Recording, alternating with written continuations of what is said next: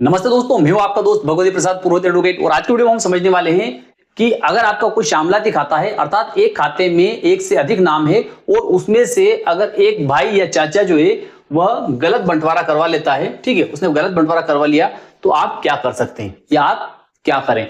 तो देखिए, आप उस बंटवारे के खिलाफ कहां पर कार्रवाई कर सकते हैं, कौन से कागज आपको साथ में लगाने पड़ेंगे, किस प्रकार से प्रक्रिया चलेगी, ये सब कुछ जानकारी आज की वीडियो में हम समझने वाले हैं। आपने चैनल को सब्सक्राइब नहीं किया तो चैनल को सब्सक्राइब कर दीजिए, बेल आइकन को प्रेस कर दीजिए और इस वीडियो को फटाफट लाइक कर दीजिए, क्योंकि इस चैनल के माध्यम से आपको मिलती है सरल और आसान भाषा में कानून की नई नई जानकारी। तो आइए वीडियो को शुरू कर लेते हैं। देखिए दोस्तों, क्या होता है कि अगर किसी भी जमीन में एक से अधिक नाम है, ठीक है, किसी भी जमीन के खाते में एक से अधिक नाम है, जैसे मान लेते हैं उदाहरण के लिए, ठीक है, कि यहां पर यह एक खेत है, ठीक है, यह एक खेत है और यह खेत जो है यह इस ए नाम के व्यक्ति के नाम से भी है, ठीक है, और इस बी नाम के व्यक्ति के नाम से भी है।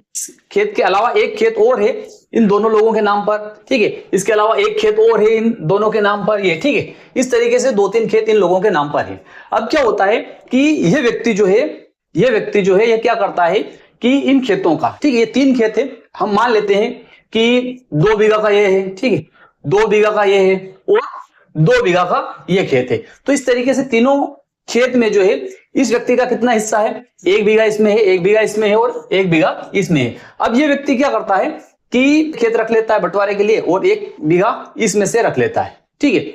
अब इस व्यक्ति का जो है 2 बीघा यहां रह जाता है और 1 बीघा यहां रह जाता है। अब क्या है कि ये खेत जो है इसकी गुणवत्ता जो है वो अच्छी नहीं है, अर्थात इसकी क्वालिटी जो है वो अच्छी नहीं है।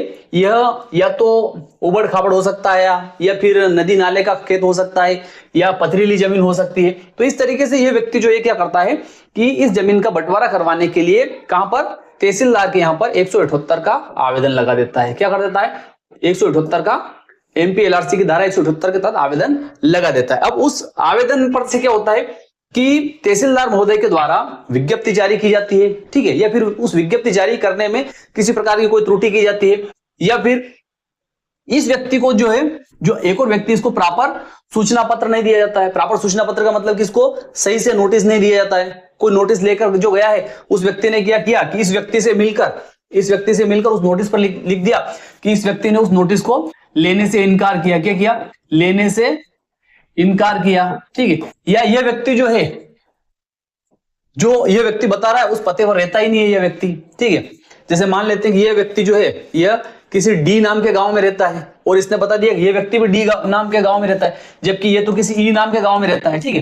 तो इस तरीके से उस नोटिस पर लिख दिया कि इस व्यक्ति ने लेने से इनकार किया। तो इस तरीके से इसकी जानकारी के बगैर, इसकी जानकारी के बगैर जो है इस व्यक्ति ने अच्छी जमीन रख ली और इस व्यक्ति के नाम पर जो है खराब जमीन रख ली। भले इसने बराबर बंटवारा करवाया, लेकिन उसमें खराब जमीन जो है वह इस व्यक्ति को दे दी। तो ऐसी स्थिति में क्या होगा कि तहसीलदार जो है वे तो कागज से चलेंगे, ठीक है।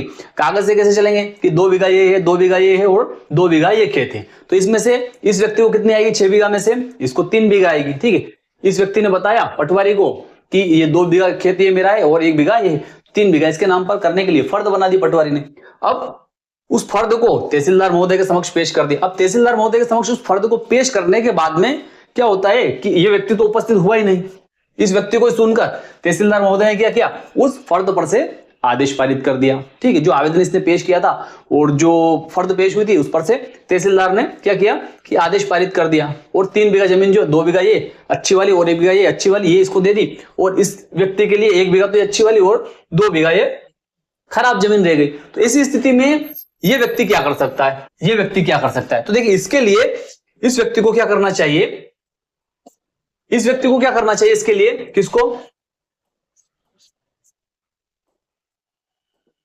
इसको क्या करना चाहिए कि जो बंटवारा तहसीलदार ने किया है, ठीक है, ये जो बंटवारा तहसीलदार ने किया है, जैसे इसको जानकारी लगती है, किसको, इस व्यक्ति को जैसे जानकारी लगती है या जो आदेश हुआ है, जैसे मान लेते हैं कि 1/1/2026 को आदेश हुआ है, किसका, उस बंटवारे का, किसने, तहसीलदार ने किया है, जो इसके पक्ष में किया है। तो उस आदेश से 45 दिन के भीतर, कितने दिन के भीतर, 45 दिन के भीतर इस व्यक्ति को एसडीओ महोदय अर्थात उपखंड अधिकारी महोदय के समक्ष अपील पेश करनी पड़ेगी। क्या करनी पड़ेगी, अपील पेश करनी पड़ेगी। और उस अपील में क्या लिखना है इसको, उस अपील में इसको लिखना है कि मुझे विधिवत सूचना पत्र नहीं दिया गया, जो विज्ञप्ति जारी की गई थी उसका विधिवत प्रकाशन नहीं किया गया है, ठीक है।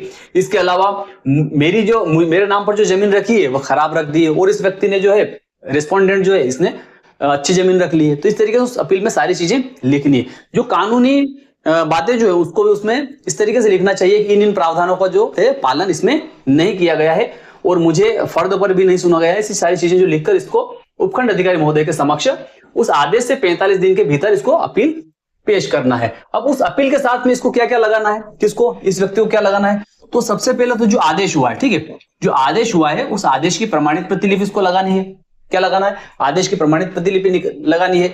इसके अलावा इसको जानकारी कैसे हुई, अगर इसने खसरा विवरण निकाला और उससे उसको जानकारी हुई तो उसकी प्रमाणित प्रतिलिपि लगानी है। क्या करना है, खसरा विवरण जो इसने निकाला था प्रमाणित प्रतिलिपि, उसकी भी प्रमाणित प्रतिलिपि उसके किसके साथ में, अपील के साथ में इसको लगानी है, ठीक है। अगर गुणवत्ता के संबंध में अगर ये पटवारी से लिखवा कर ले आता है कि ये जमीन जो है पथरीली, वो जमीन अच्छी है, तो उस तरह का प्रमाण पत्र भी ये लगवा सकता है। ग्राम पंचायत से भी लिखवा कर लगवा सकता है, ठीक है, प्रमाण पत्र लगवा सकता है कि इस प्रकार से जो है जमीन खराब है और वो जमीन अच्छी है, ठीक है। इसके अलावा इसने जो है इसका निवास का जो पता इसने जो बताया, जैसे हमने समझा था कि इसका पता निवास का जो है वो डी है, और इसने बताया कि ये भी डी स्थान पर रहता है, लेकिन ये जो है ये किसी ई स्थान पर रहता है। तो ई स्थान का जो है इसका पते का जो प्रमाण पत्र है या जो कोई आइडेंटिटी कार्ड वगैरह है या पते का प्रमाण है वो उसको साथ में पेश करना चाहिए, ताकि उससे ये प्रमाणित हो जाए कि हाँ वास्तव में यह व्यक्ति जो है इस स्थान पर नहीं रहता जो इसने बताया, बल्कि दूसरे स्थान पर रहता है और उसको सूचना पत्र प्रॉपर नहीं गया, अर्थात जो है वास्तव में इसको सूचना पत्र की कोई तामील सही से नहीं हुई। अब ये इस प्रकार के जो दस्तावेज लगेंगे, तो दस्तावेज लगाने के बाद में जो अपील आप पेश करेंगे, ठीक है, ये अपील पेश करेंगे अगर आपको 45 दिन से अधिक हो चुके हैं, जो आदेश जो हुआ है 1/1/2026 का है उससे 45 दिन से ज्यादा का टाइम अगर हो चुका है, तो ऐसी स्थिति में आपको क्या करना चाहिए कि इस व्यक्ति को क्या करना, धारा 5, कौन सी धारा 5 लिमिटेशन एक्ट, ठीक है, लिमिटेशन एक्ट की अर्जी उसके साथ में लगानी चाहिए कि मुझे जो है इस आदेश में जो है आदेश पारित करने से पहले अधीनस्थ न्यायालय ने मुझे सुना नहीं गया था, मुझे प्रॉपर तामील नहीं होती, वो आदेश जो हुआ है वो मेरे बैक में हुआ है, मेरी जानकारी में नहीं रहा है, तो इसलिए जिस तारीख को मुझे जानकारी हुई है उस तारीख के बाद में मैंने 45 दिन के अंदर जो है अपील पेश कर दी है धारा 44 के तहत, ठीक है, धारा 44(1) के तहत जो है मैंने अपील पेश कर दी है। लेकिन आदेश की जानकारी से, ठीक है, और आदेश पारित होने के बीच की जो समयावधि रही है, जैसे कि आदेश जो हुआ है वो हुआ है 1/1/2026 को हुआ, लेकिन उस आदेश की जानकारी इस व्यक्ति को कब हुई, तो जानकारी हुई उसको 1/6/2026 को जानकारी हुई। तो ये 1/1/2026 से 1/6/2026 के बीच की समयावधि है, ठीक है, इसके बीच का जो समय है 45 दिन छोड़कर जो समय है, उस समय की माफी के लिए इसको धारा 5 की एप्लीकेशन जो है वह लगानी पड़ेगी। लेकिन जैसे ही इसको आदेश की प्रमाणित प्रतिलिपि मिल जाती है तो उसके तत्काल बाद इसको जो है कहां पर, धारा 44 के तहत उपखंड अधिकारी महोदय के समक्ष अपील पेश करनी चाहिए। अब जब अपील पेश करेंगे तो उस पर से क्या होगा, अपील पेश करने के बाद में उपखंड अधिकारी महोदय के द्वारा किन किन लोगों को नोटिस दिया जाएगा, तो उपखंड अधिकारी महोदय के द्वारा जो भी लोग उसमें पक्षकार रहे हैं अधीनस्थ न्यायालय के समक्ष, जो लोग उसमें पक्षकार रहे हैं, तो वहां पर पक्षकार कौन रहे, तो वहां पर पक्षकार जो रहे वहां पर ये व्यक्ति रहा है, कौन रहा है, ये व्यक्ति वहां पर पक्षकार रहा था, कहां पर, इस न्यायालय के समक्ष। तो इस व्यक्ति को भी सूचना पत्र उसमें दिया जाएगा, किसके द्वारा, उपखंड अधिकारी महोदय के द्वारा। इससे अधिक भी रहे तो उन सबको दिया जाएगा। उसके बाद में क्या होगा, ये व्यक्ति जो है वो उपस्थित होगा। अगर धारा 5 की एप्लीकेशन लगी है तो धारा 5 का जवाब पेश किया जाएगा। जवाब पेश करने के बाद में उस पर दोनों पार्टी के तर्क होंगे, कहां पर, यहाँ पर एसडीओ साहब के, यहाँ पर उपखंड अधिकारी महोदय के समक्ष दोनों के तर्क होंगे। अब तर्क होने के बाद में धारा 5 जो है, अगर एसडीओ साहब को लगता है कि हाँ वास्तव में जो है इस व्यक्ति को कोई जानकारी जो है तहसीलदार के आदेश की नहीं रही थी, तो ऐसी स्थिति में धारा 5 जो है आपका क्या किया जाएगा, उसको स्वीकार कर लिया जाएगा। और स्वीकार करने के बाद में आपकी अपील जो है वह फाइनल तर्क के लिए चली जाएगी। एसडीओ साहब क्या करेंगे कि यहां से, कहां से, तहसीलदार महोदय के समक्ष से जो इनका जो प्रकरण था, इस व्यक्ति ने जो पेश किया था, किसके खिलाफ, इस व्यक्ति के खिलाफ जो पेश किया था, उस प्रकरण को उपखंड अधिकारी महोदय मंगवाएंगे। धारा 5 की सुनवाई से पहले भी मंगवा सकते हैं, धारा 5 की सुनवाई के बाद में भी मंगवा सकते हैं, ठीक है।